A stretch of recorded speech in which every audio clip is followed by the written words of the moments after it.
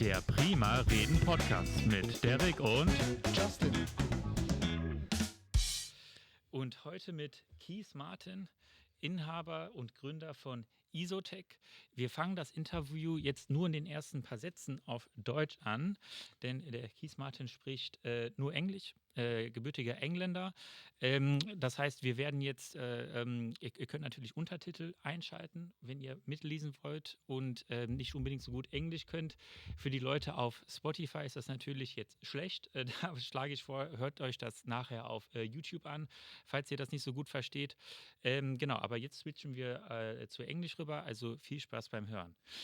Yeah, Keith, thank you very much for joining our podcast. I just gave our viewers a short introduction to tell them that we're going to be speaking English. Thank you very much for understanding that. So I already told our listeners or our viewers that you are the founder and the CEO of IsoTek, isolation technology. You started in England, the company in 2001. And today you were here and you demonstrated some products. And now we're here in the podcast. Keith, do you maybe want to maybe introduce yourself a little bit to the viewers a little bit? Something you want to tell? Yes, of course. Firstly, it's a pleasure to be here. And it was a great privilege to be in your fine store, actually, and have the opportunity to undertake the A/B demonstrations, to work with the power line as a standard. Unfortunately, it's terribly corrupted. Audiophiles don't really recognize that because it is a category and a genre that you can't see. And you can't hear really the distortion. Okay, there are tools that you have in your store, the mains noise analyzer that shows and demonstrates the customer the problem that exists. But audiophiles in general forget about the power and how important it is and come to it last of all, when perhaps it should be a primary consideration. So to have the opportunity to work in one of your many listening rooms with a perfectly set up audio system and then be able to move from regular power through the IsoTek range, not all of the products. We have a full range of products that start as reasonably as around 500-600 euros, including a high quality cable, all the way up to 25,000 euros. So we have a full range of high quality power cleaning solutions specifically for audio and audio replay. So we took some select items from our range that were applicable to the components and their level of performance and their value. And this is the beauty of the IsoTek range. There is something for everyone. We can improve all systems at all price points, at all categories. And that's a nice thing for dealers and customers to know. So we were able to do 3 stages where we started with nothing. We went to a Sirius product and then to the Aquarius, very popular Aquarius multi-award winning item. And then to our new Synchro Uni, which rebalances the main sinus wave on the 0 volts line, which is a technology that we developed 10 years ago, but is becoming even more important now than it was previously. Yeah, we're always, again, very impressed how much difference the power really makes. And I think something very special about your company is that you solely focus on this whole topic. Like there's competitor products, obviously, which we also carry, but it's always a manufacturer that makes cables and they make a filter, or they make electronic components like amplifiers and a filter. And IsoTek is really only about power, which is to this day completely unique. There's no other company like it. No, we have been very true to our purpose right from the very beginning. We were firmly focused on improving the quality of all connected audio components, and we focused our energy and efforts on developing the world's best power cleaning systems for audio and audio-visual marketplace. And it's very easy to get caught up in measurements alone. Mm-hmm. And yes, you can create a filter, and yes, it can remove noise from the power line, but you've got to do it carefully in a way that doesn't remove the heart and the soul, the leading edge dynamics, the openness from of the music. And power cleaners, people say, oh yeah, they just drop the noise floor. Yep, that's not all they do. If they're designed correctly and properly with enough experience, and we talked about this, a lot of people now are jumping on this category. We've been doing it for almost 25 years, right? So we might know one or two things about that particular challenge. And you can't read about experience. You can't go on a 1-year training course to gain 20 years experience. It's impossible. You've got to have that history, that depth, that understanding.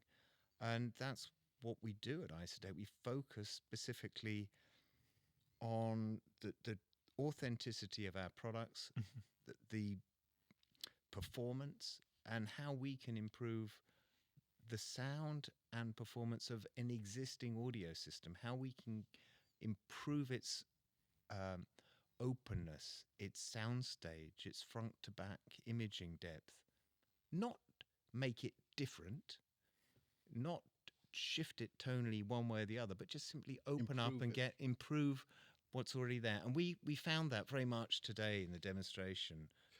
We definitely did. I mean, one interesting question is the importance of power management and isolation has always been there, obviously, because you came to the idea 25 years ago that this is what you want to do. And in some ways we were pioneers, and it wasn't easy because when we started, there wasn't really that big a market for our proposition.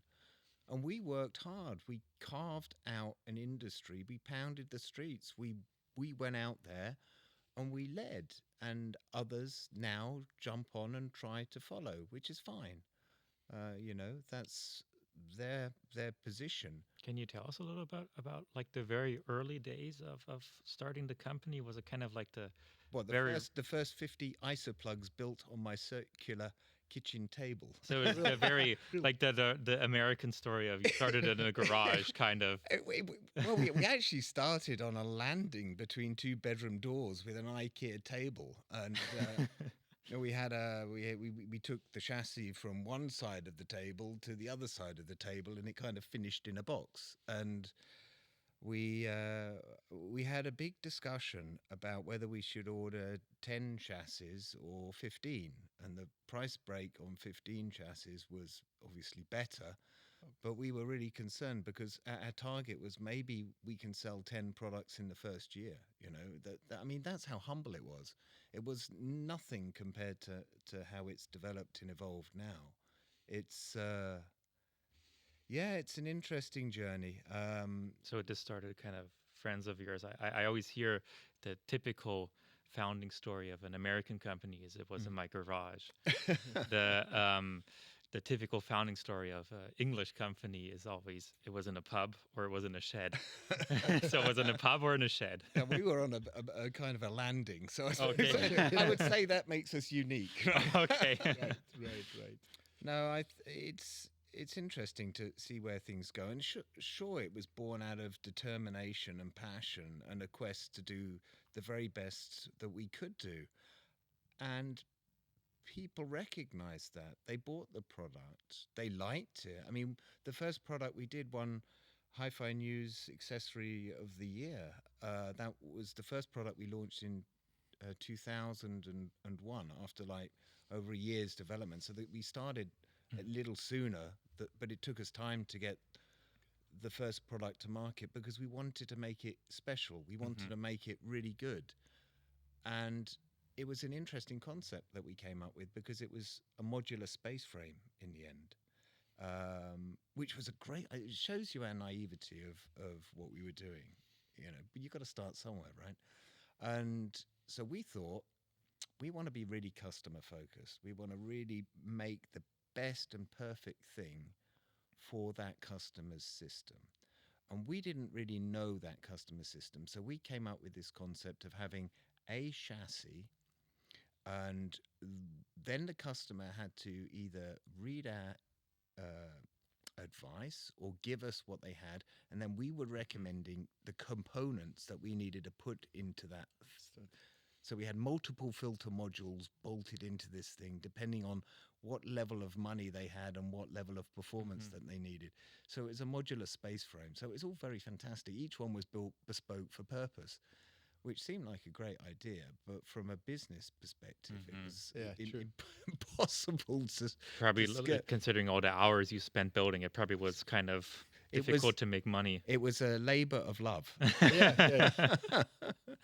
But anyway, so that's where we started, and then we recognized that we had learned enough at that point. So then we had a working knowledge, right? So we knew what the customer generally needed, and at that point we thought, okay, we can actually design a multiple power cleaning circuit board that would fulfill 99% of customers' needs and requirements, because we'd worked up and built up that working knowledge by the datum point from which we started. So then we had a lot more success because we were able to distribute a product. Because up until that point, I mean, what distributor? I mean, just imagine it for your customers. You'd have to ring us up all the time. We'd to work away building a thing. It would never work. But we had to start there because that gave us a great working knowledge that we wouldn't have had, and that depth of speaking to customers, many customers, about what they were looking for, and understanding the problem further in order to provide a better solution. Yeah, I mean, for us, I used to work at a larger manufacturer, and we were quite far away from the customer. And then I started working here 3 years ago, and I talked to many customers. I've been on a sales floor many hours, and I visited many customers at home and set up systems. And it really turned out that the customer was someone totally different than I thought he was. That the needs of the customer and his whole surroundings were very different from what we used to think was the case. And so I think to have a company start that way is probably super valuable, because I think other companies, they really lose touch with what the customer actually wants. Yeah, and there's sometimes a little bit too much arrogance. Yeah, we weren't. We were always focused customer first, and to do the very best we could, and to fulfill the needs and wishes. And you're right, it's a very valuable place to start, because you understand so much more, and the judgments that you can make for future product development have greater gravitas and greater appreciation for the final owner, and what our responsibility is to them. And that's important, I believe. And it's something that is tending to be a little bit lost in today's society, which is a bit sad. And I think first of all, I mean, Steve Jobs very wisely said, it's about content. The hardest thing to create is the content, the quality within the thing. It's very easy to jump on a bandwagon and bang some things out and try to capitalize on a thing. But to have the authenticity, the understanding, the heritage from where we've come from, and to focus on what we do in a very unique way using our technology, our unique components, we design, we develop them, that I think is very important, and we'll continue to do that because we're specialists at what we do. So we're not going to get distracted and think we can design a loudspeaker. There's enough people doing that. We're more interested in how we can evolve and develop and make our proposition to market the best that people can buy and enjoy. Yeah, there is a interesting story or analogy that Steve Jobs once said. Is he started selling the Xerox printers, the first laser printers, and he would always say, if the paper came out and it was this high definition color image, he said, if he shows that to a customer, the customer says, I want that. I don't care what's in the box. It's valuable to me. And I think it's kind of similar with your products. They're very sleekly designed, and you don't have to know what's going on in the box. It's just if you switch it around, if you have these A/B comparisons like you did, like it doesn't really matter if I understand what's going on. It's very valuable, and it's not just about the difference in the technology. It's really about creating a value proposition for the customer. Yeah, it's about authenticity, isn't it? It's about knowing that the company has the heritage and it has the experience and it has that longevity within the marketplace, that it knows what it's doing and it does the internals correct for the output. Clearly, the Xerox printer, if it had rubbish and poor components inside, the outcome, Yeah. the printout, would be terrible. So good. Yeah. And then you'd have to try and find some other unique selling point. Maybe it's smaller, maybe it's flatter, I don't know. But we've always been driven by the sound. How can we make it more realistic? How can we have more frequency range, greater articulation, greater definition? Make it more real, make it more enjoyable, less fatiguing, and consistent. I'm sure there's many listeners, audio guys, who are amazed that their audio system somehow sounds better at 11:30 in the evening rather than 7:30 in the evening. You know, we have the problem of differential mode noise on the power line. We discussed that earlier when we were doing the demos and the A/B comparisons. And this is basically a problem created by power supplies. When they draw power, they corrupt the main sinus wave. Switching power supply is worse. So what happens at 7:30 in the evening? People come home from work, they turn on the television, they start cooking, the children play video game or whatever, but there is a greater demand on the electrical grid, and thus noise created in a far greater way. Whereas at 11:30 in the evening, for example, that isn't the case at all. And audiophiles will have that experience from time to time. They go, "Wow, how is it sounding so much better?" Imagine you could have that all of the time. Yeah, it's pretty much impossible to control if you don't have a device such as one from your Does it company. for you, yeah. And I think the stress on the electrical system and the noise created has also definitely grown over the past 20 years or 25 years, also since you started the company. I mean, electrical cars have started to become very common. Smartphones with all sorts of radio signals have become super common in the meanwhile. So the demand or the necessity of your products has really grown over since 2001 even, right? From a business point of view, the problem you're trying to solve is never going to stop. It's getting bigger and bigger. I mean, we were talking about 5G, then 6G is coming, and so this is probably also good for you to see the problem we're trying to solve will never be completely solved because it's just as evolving as your company is, right? I mean, we have developed the Synchro Uni. I mean, we developed it 10 years ago to address a problem of humming transformers within audio components. And we provided a solution. And I think we were one of the first to do that, if not the first. And now that product has found new demand because of fast charging stations. And we discovered that really in Norway because they have a lot of electric cars in Norway.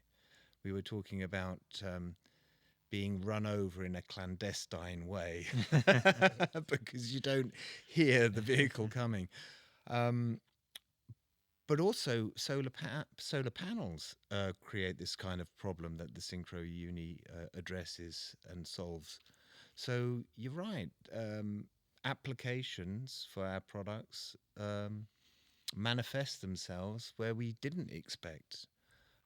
Is educating the customers, or I guess more a bit further away is what we find here is all sorts of components that are not exactly the amplifier or the speakers are always controversial.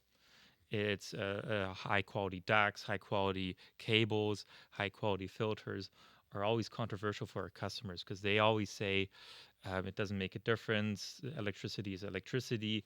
Is is that a challenge you're faced with quite frequently, or how do you overcome that? Well, it was the first problem we encountered. We had something that we believed worked very well. Hi-Fi News obviously thought the same. Mhm. I mean, they're a high-quality British, historic British publication, so they're not some kind of, guy in a shed doing his whatever. Now, he would be a YouTuber now. Yeah, if we move forwards 20 odd years, right? But back then, no. So it was a very fundamental award that we won. But still, the problem remained. People would say, yeah, but it's just, I don't need that. Mhm. So what do we do? I mean, what happened was audio guys bought our product. They told their friends. Their friends went, wow, maybe I should look at that. And it kind of grew in a kind of a, what's the word? Through word of mouth. Yeah. Yeah. And then slowly became more recognized. And then I spent, God, I don't know how many years. I still do it now. I mean, 10, 15 years living out of a suitcase, going to audio events, doing A/B demonstrations, going in front of people and starting with a zero line and going and demonstrating our products. And people will say, wow, unless I'd actually sat down here, if I hadn't have heard it, I wouldn't have really realized. And I suppose the answer to your customers or your people who are watching and listening is don't have an opinion unless you've tried. Yeah. And I think that you've got to keep an open mind in life. I mean, it's a very sad world where you don't want to experience the opportunity for learning more or understanding more. So that would be my response, I think. Yeah, we feel like customers for a certain line of products, it's definitely electricity and it's definitely generally cables, anything that's to do with cables. They have a real mental block. They don't want to believe.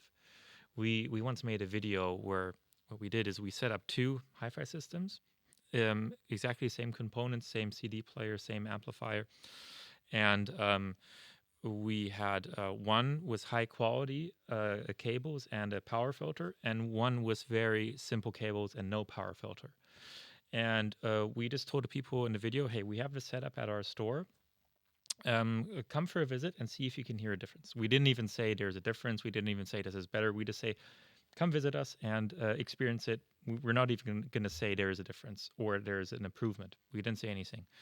And I don't think I've ever been insulted that much in my life than when we posted that video. It was just, people just went berserk. They're like, oh, such nonsense, and this going totally crazy. And it was just quite, I just can't quite understand how people just have a real mental block when it comes to these topics. It is, and it's a great shame. I mean, it is. I mean, I can remember, I didn't think you could get wine in Tetra Packs, right?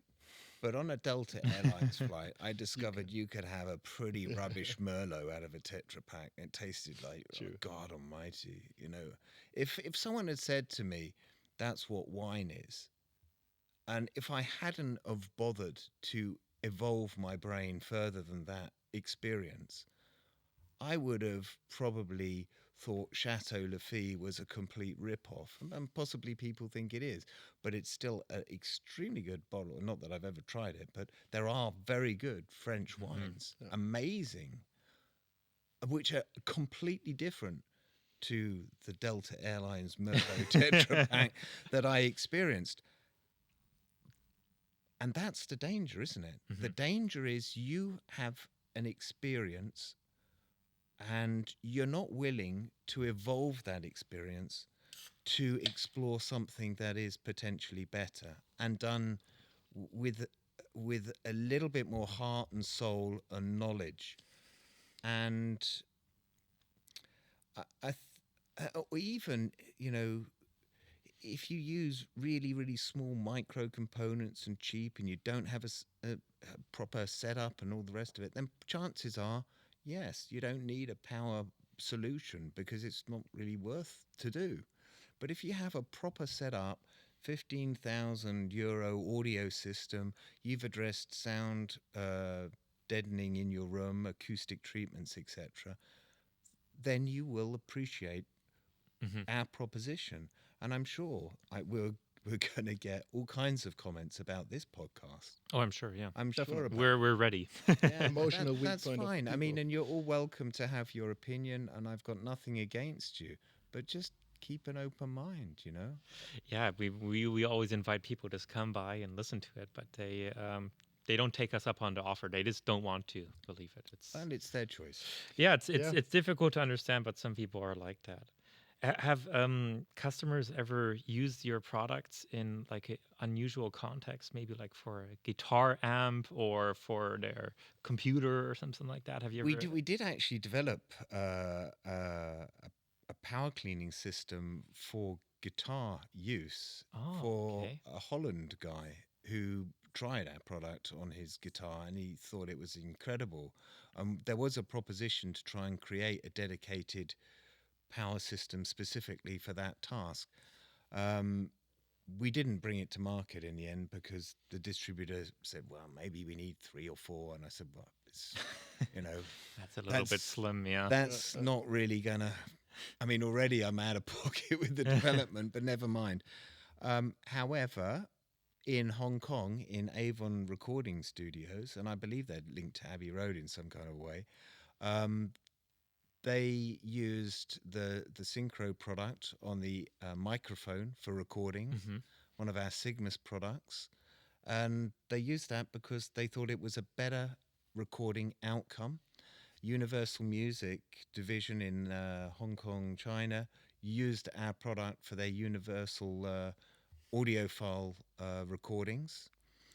So that was unusual because at the time we hadn't developed a line for that usage. We have now because obviously we reacted to that demand. And Is there's it demand. certain of your products they can be integrated in a rack, right? Did I see that Absolutely, correctly? yeah. We have a smart power line of products which are actually fully programmable. So they're quite interesting to talk about because you can have controlled sequential startup and set the time delays between the turning on and of the components. You can actually set each component to turn on and turn off at a dedicated time on a dedicated date if you so chose to. You can also configure master and slave, so you could say have your TV connected as a master and apply say sockets 2, 3, 4 or 5 and 6 as slave sockets. So when you put your TV onto standby, it automatically turns off all of the other components, or it could turn on your TV at a certain time if you wanted to, or turn it off at a certain time. If you had tube power amps, for example, you could even be in your office actually and log on through a secure web server and control your IsoTek smart power device remotely. You could, I mean, maybe when you go on holiday, you could even put your lights into it so your lights came on at a certain time so the neighbors thought you were home. I mean, that was something that we've developed for studio use. We do a light line as well, which is just regular power cleaning without the programmability. But how does it behave? Is it like the same? I mean, we came to the conclusion that even in the hi-fi world, it's not completely common that everyone understands the importance of power. For me, custom installers are a good example of this. The customer with a good budget wants a custom installation. It can be a home cinema room, etc. Sometimes they're willing to spend €100,000, sometimes $500,000. That's not a small amount of money. And you can look it up on the internet, common mode and differential mode noise. It's not stuff that I've made up, it's out there. So you have a density of audio electronics and visual electronics in a rack system, all creating differential mode noise together. This is the absolute ideal environment for having a power cleaning system to not only deal with faults, or necessary reboots, or performance issues, or consistency issues, or longevity issues. It's what should be happening.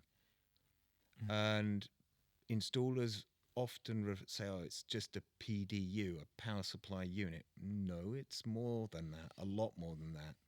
And it'll also stop all of your servicing issues that you're having, because that happens when components are stressed and they're all drawing from the same line. So it's funny, and we're addressing that, and slowly, and again, it's going out on the road, it's banging the drum, it's trying to give a truthful, meaningful message, and people opening their horizons and recognizing that it is something that makes an improvement to that installation. And that's what the customer came to them for in the first place.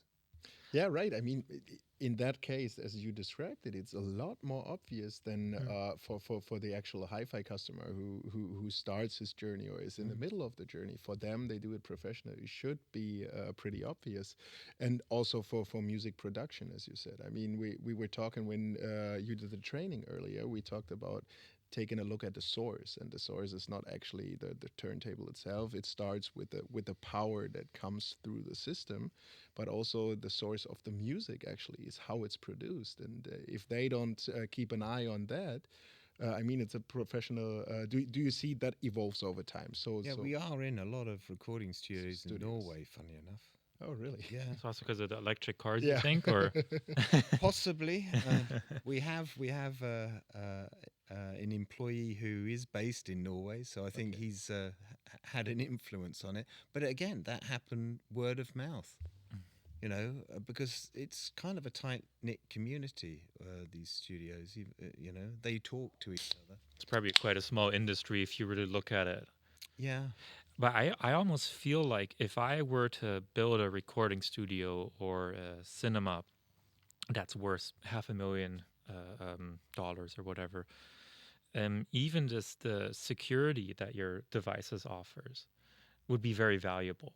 Like I would almost think there's a business case for, or something that insurances should look for. Like, hey, do you have something that's going to protect your $50,000 mixer if lightning strikes, or is it just going to blow up? Well, right? That's an interesting proposition, and I'm sure if the customer was presented with a piece of paper that said, I knowingly have removed this device that would offer protection against my installation, and therefore if it should malfunction, I will take full responsibility, they'd probably think a little bit different.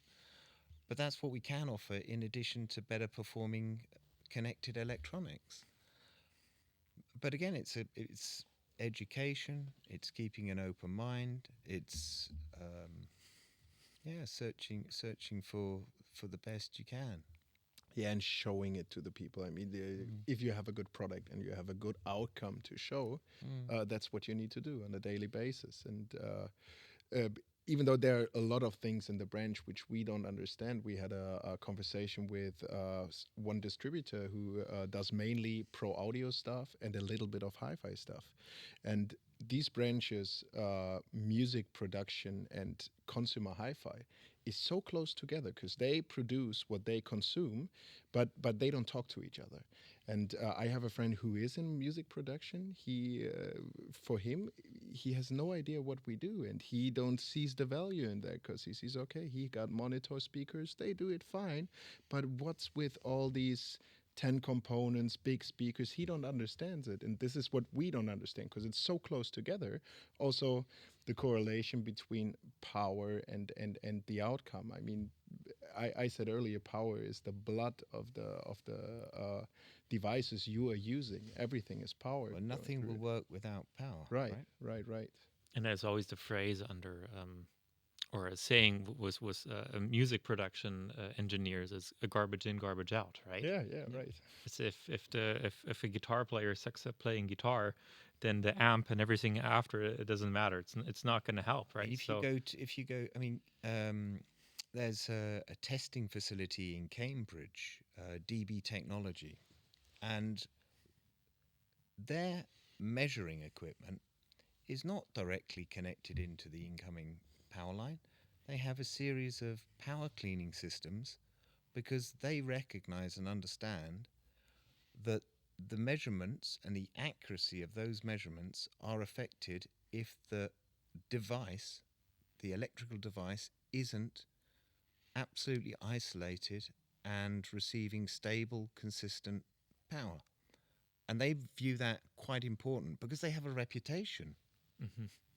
They can't have variations. They need a solid, consistent datum point. And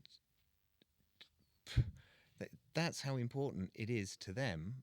But also it should be important to everyone with a high-quality audio or audio replay system. But again, it comes down to this conversation that we had earlier. People don't think it's as important as perhaps it is. Yeah, and also it's something you can touch. I mean, this is the problem. I see when we show the mains noise analyzer to people. This is a mightyful tool to just visualize what is going on. I mean, you can plug something inside and somebody tells you, trust me, the power which is coming out of that socket is dirty. But he can't do anything but believing you. And to see the difference, what does everything make, to see the manifestation of that is a very, very powerful tool. Also for me, it was quite surprising to check all the different sockets and all the different cables and all the filters, what they do. It's quite a cool toy, no? When we got it here first, we were putting it in everything we had here. And True, definitely. But you know, these kinds of tools are probably helping the end customer to understand, because in the end, the product just wants to help, and we just experience once again how much it actually helps. So yeah, it's trying to do the job correctly. And you know, in any high-end kind of occupation or pursuit, there are always specialist tools. I mean, I'm sure if we went into a kitchen in a Michelin star restaurant, they would be focused pretty heavily on what kind of saucepans they're using, what kind of heat they're generating, and at what kind of temperature, and what kind of sharp knife that they're using, and how they're chopping their vegetables and in what way.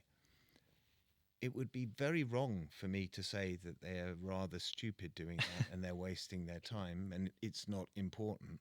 But that, I'm sure, will be said to us having this podcast, maybe. I don't know. I think it's the same everywhere, right? Yeah. You had an interesting analogy. It was like kind of like the dry old oregano and the fresh oregano. Exactly. I mean, you know, okay, yeah, it's convenient. It's in a little bottle. You can keep it in your cupboard. But it doesn't taste anywhere near as good as a fresh herb chopped and used in a recipe, you know, and we've got to keep an open mind to these things. We've got to explore that. Otherwise, life becomes very grey. Yeah. And we can make it rich by keeping an open mind and exploring these things and knowing it for ourselves and removing that kind of opinion that you might assume you have because you know no different. That's a very dangerous way to go through the world, I think. Oh, yes. True. So, what's next for IsoTek? What's on the horizon? Well, I have a very, very difficult time answering that question. Not that we haven't got a lot of products. but you can talk about it. But what I've done is, I'm an enthusiastic guy, right? I would have to be to have started this journey in the first place. And my general manager last year, after we showed stuff at the Munich high-end show, and it took us 9 months to get it correct because I was fiddling with it still because I wasn't completely happy. He said, okay, you are now banned from talking about anything that we're developing or doing, because what happens is everyone then chases after that thing and we can never get it ready on time because if I'm not happy, I'll delay it. My sales and marketing team will be very upset, but we have a reputation. We want to get it right. So we thought the best way is to punish me to not be able to answer your question fully. Okay. But no, we have some really cool things in the pipeline. And we're going to see it on high-end Munich? Our distributors will. Okay.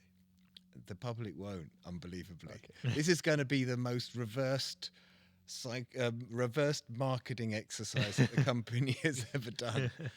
But the customers will see it when it's ready to come to market, and it'll be very special when it does.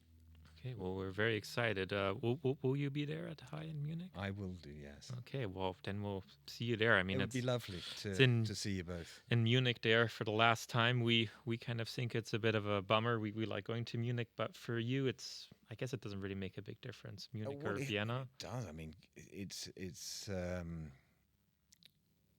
a kind of heritage. Yeah.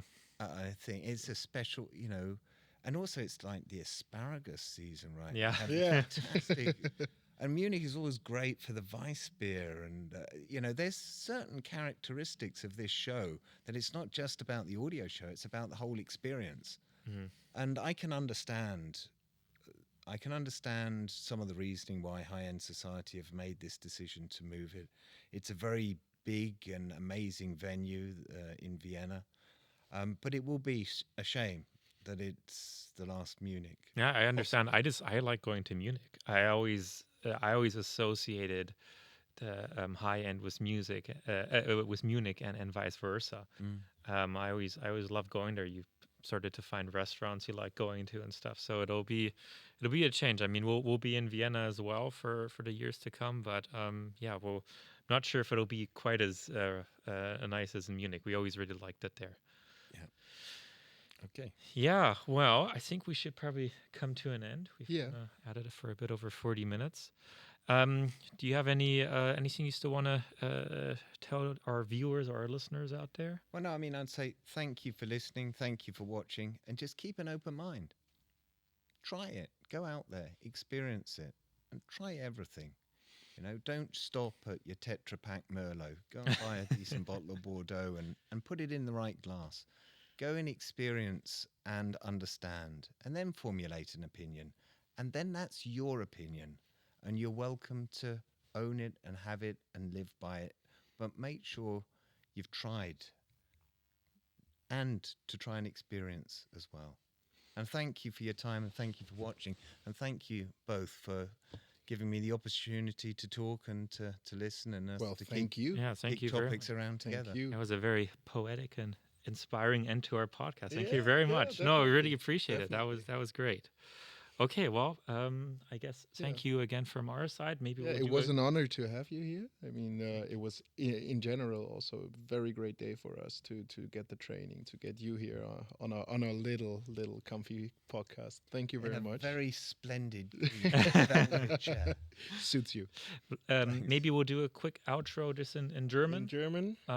Ja, also vielen Dank nochmal an die Zuschauer und Zuhörer von dem Podcast. Wir hoffen, es hat euch gefallen. Schreibt sehr, sehr gerne in die Kommentare, ob ihr Fragen habt, Anmerkungen. Und die nächsten Podcasts sind bestimmt auch wieder in Deutsch. Ja, wahrscheinlich. Aber genau, trotzdem vielen, vielen Dank, dass ihr bis hierhin mit uns geblieben seid. Und ja, bis zum nächsten Mal. Bis zum nächsten Mal. Ciao. Ciao, bye, bye. Bye, bye.